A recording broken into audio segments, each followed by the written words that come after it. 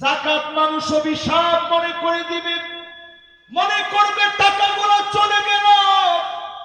অনেকে আবার দানবী সাজবে, যাকাতের লুঙ্গি যাকাতের শাড়ি খুঁজে যাকাত দিবে। এমন লোক সারা বাংলাদেশে থাকলেও ওই এলাকায় নাই। এবার চিন্তা করেন, আযাব কিন্তু এমনি আসে না, আযাব বিভিন্ন কারণে আল্লাহ দেন, ঠিক নেই? 3 নাম্বার কারণটাও সমাজের ভিতরে এখন আসেনি। 4 নম্বরে আতাআর রাজুলু ইমরাতাহু, স্ত্রীর কথায় স্বামী উঠবে আর বসবে। যে বিয়ে করছে না হ্যাঁ করছি ঠিক,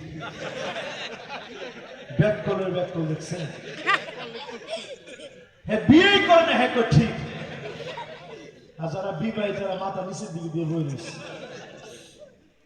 হুজুর এই দিকের কথা আর কয়েন না, কিছু যা কইছেন কইছেন, এটার দিকে আর যায় না। আচ্ছা বলেন, আবার একজনকে ঠিক বলি, এবার আর কপাল কি আছে আল্লাহ যায়। এবার একটু আপনারা সবাই মিলে বলেন তো দেখি, মহিলা মানুষ চিন্তা করবে যে হুজুর এতক্ষণ তো ঠিক ছিলেন, হঠাৎ করে এইদিকে গেলেন কি লিগে? আর আমার বোনরা যারা আছে হেরা যে কি করবে আল্লাহ যায়। এবার একটু মিলান, আতাআর রাজুলু ইমরাতাহু, স্ত্রীর কথায় উঠবে বসবে। এমন স্বামী এখন আছে না নাই?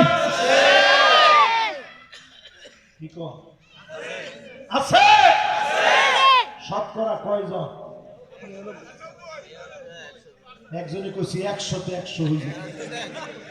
তাহলে 100-তে 100 যদি একটা হয়, এটার জন্য শাস্তি আসা যথেষ্ট, ঠিক কিনা কন? এরপরে নবীজি বলেন আক্কা উম্মাহু, মাকে কষ্ট দেবে, স্ত্রীকে খুশি করতে গিয়ে মাকে ধমক দিয়ে কথা বলবে।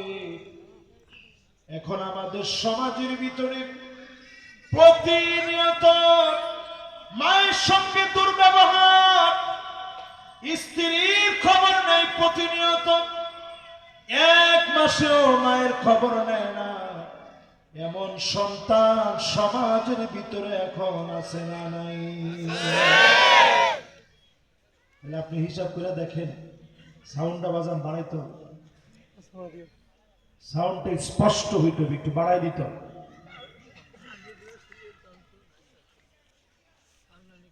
মাশাআল্লাহ, আর একটু বাড়াও সাউন্ডটা। এটা কি এইভাবে ছিল সময় ভালো ছিল? 2টার মধ্যে কেন লাগাই দিয়ে গেল? 2টা তো আলাদা আলাদা ছিল সময়, মনে হয় সাউন্ডটা ঠিক ছিল।